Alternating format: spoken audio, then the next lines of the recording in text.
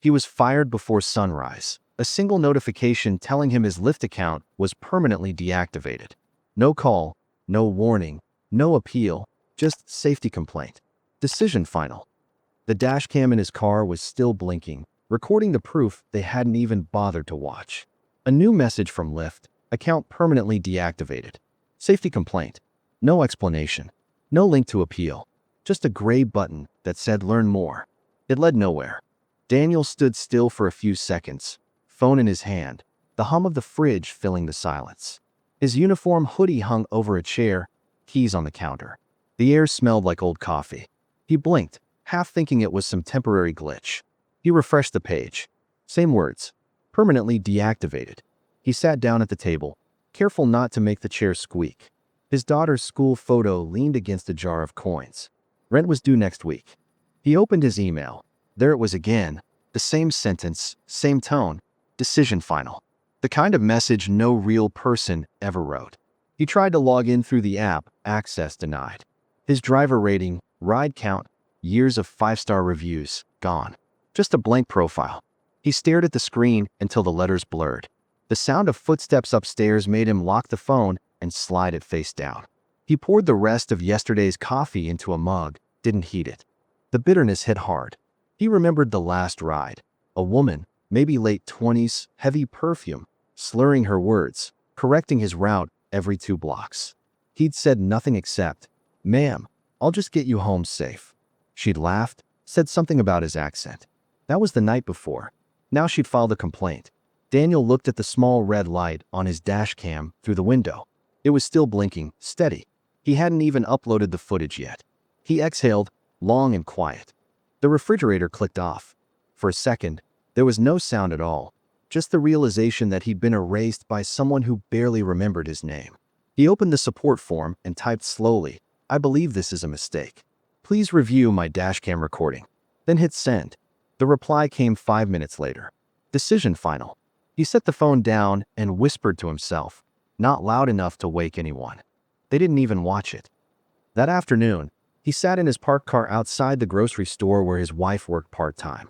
The sun baked the windshield. The air conditioner wheezed. He typed another message to support, longer this time, attaching the dashcam clip. "Please," he wrote. "This shows everything." The phone buzzed. Same tone. Same words. "We appreciate your feedback. Decision final." The red light on the dashcam blinked back at him, steady, unbothered, alive. He leaned back in the seat and stared at the steering wheel. The red light on the dashcam blinked steadily, still recording, like it didn't know he had nowhere to drive. At home, his wife asked if he'd figured it out. He said, "Not yet," trying to keep his voice calm. The kids were at the table, cutting shapes out of construction paper. He smiled for them. For a minute, it almost felt normal again. Then he went outside.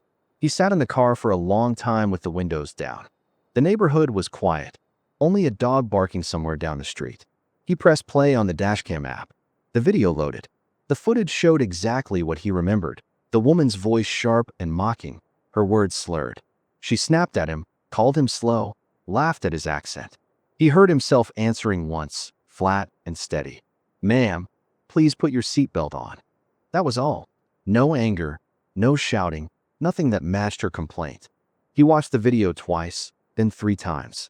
Each time, the same sinking feeling. The truth was there, plain and clear, and it didn't matter. The company didn't care. The system didn't listen. He rubbed his hands over his face and stared at the tiny blinking light again. That light had been on for years, just part of the car. He never thought much about it. Now it felt like the only thing still on his side. When his wife came out with a plate of dinner, he didn't eat. He just said, "I'm going to figure this out." She nodded, not asking how. The kids laughed inside. He reached over and tapped the dashcam once, as if making sure it was real. The red light blinked back. It was the only witness he had left. The next morning, he woke before sunrise. The house was quiet except for the hum of the ceiling fan. He made coffee, sat at the kitchen table, and opened his laptop. No new replies. No callbacks. No way in. He dragged the dashcam file onto the desktop. The cursor hovered over it. Ride_1023. He right-clicked, renamed it. Deactivated for doing my job. The words looked strange, like someone else had written them. He played the clip again, this time watching her face. He noticed the small things, her smirk, the way she leaned too close to the camera, the way she said, "Guys like you shouldn't drive people like me." The silence after that line felt longer than it really was. Daniel opened a free video editor. He trimmed the start and end, blurred her face. He didn't add text, music, or commentary. Just the raw audio, his calm voice, her slurred insults. Truth didn't need decoration. The morning felt still, like the world had paused for him. He hesitated before posting. His finger rested on the trackpad. One click, and this private humiliation would become public. One click, and he'd be the guy going viral for being wronged. He didn't want revenge. He just didn't want to disappear. He opened Reddit, the rideshare forum he'd followed for years. He uploaded the video with a short caption, "Deactivated for doing my job. Here's what really happened." No hashtags, no anger. He closed the laptop and went to take out the trash, pretending it didn't matter. But when he came back, there were already comments. Then dozens. Then hundreds. Drivers from everywhere. Phoenix, Chicago, Miami, writing things like, "Same happened to me," or "Send this to the news." By noon, someone had shared it on Twitter. A local reporter messaged him for an interview. He ignored it. The view count passed 50,000. That night, he sat in the car again, engine off, watching the numbers climb. The screen glowed against his face. He didn't smile. He just whispered, "Now they'll have to see it." Outside, a light breeze moved the trees. The red camera light blinked in rhythm with his heartbeat, steady, alive, waiting. He hadn't planned revenge. He'd just stopped staying quiet. By the second day, the video was everywhere. Local news ran a segment. Driver cleared by dashcam. They showed the blurred clip, his calm voice, her drunken rant. A reporter said, "Viewers are questioning Lyft's response." He muted the TV. The phone wouldn't stop vibrating. Unknown numbers, messages from strangers, interview requests. He kept the phone face down. He didn't want to be famous. He wanted to go back to work. Around noon, a new email appeared. "We regret any misunderstanding. Your account has been reinstated." That was all it said. No apology. No explanation. Just a corporate reset. He stared at the screen. After everything, that was it. One line. When his wife came home, he handed her the phone. She read it, then smiled in a tired way. "So you're back." He nodded. "Guess so." "Good," she said softly. "Kids will be happy." That night, he sat in the driver's seat again. The car washed, dashboard wiped clean. The app was open. Online. A new ping popped up, his first ride in almost a week. Pickup, 10 minutes away. He didn't move at first. The camera light blinked red in the dark cabin. He reached up and adjusted it, making sure it faced straight ahead. The night air smelled like asphalt and heat. Somewhere nearby, a train horn echoed.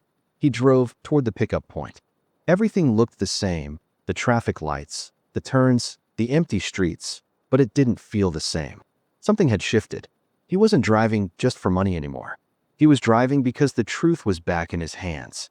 At a stoplight, he saw a Lyft ad on a billboard, "Driven by respect." He let out a short laugh through his nose. The irony stung. When he reached the passenger, a middle-aged man with a backpack, the guy said, "Hey, saw that video. That was you, right?" Daniel just said, "Yeah." The man nodded. "Glad you got your job back." The light turned green. Daniel pulled into the road, quiet. The red indicator glowed on the windshield like a heartbeat that finally found its rhythm again. He wasn't angry anymore, just steady. 2 nights later, he parked in his driveway after another late shift. The street was empty, the air thick and warm. The car engine clicked as it cooled down. He sat for a while, phone in hand, reading comments under his video. Some people were angry on his behalf. Others shared their own stories. Drivers, delivery guys, warehouse workers, all talking about being blamed for things they didn't do. He scrolled in silence, thumb moving slowly. Then he hit record. The screen showed his face in the dim dashboard light. No script, no smile. Just him. "I'm not looking for attention," he said. "I just want things to be fair. Always record your rides. Always stay respectful." He paused. That's it. He uploaded it right there in the car. The rain started, light, steady, tapping the windshield like static. The red dashcam light reflected across the glass, mixing with the streetlight glow. He watched it for a long moment, like it was something alive.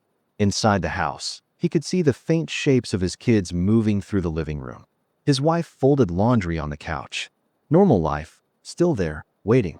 He turned off the engine, unplugged the phone, and stepped out. The air smelled like wet dust, the kind that comes after heat. His shoes made small splashes in the puddles on the driveway. The video would reach millions by morning, but he didn't know that yet. He didn't care. He just stood there for a second, looking at his car. The same car that had carried strangers, insults, and proof. The same car that almost ended him, then saved him. He opened the door, checked the camera one last time, and pressed the button. The red light came on, steady, alive. He sat back, hands on the wheel. A new ride request buzzed through the speaker. He smiled once, faintly, like a man who'd been heard. The road ahead shimmered under the streetlights, wet, but open. Life didn't give him justice. He took it back, quietly,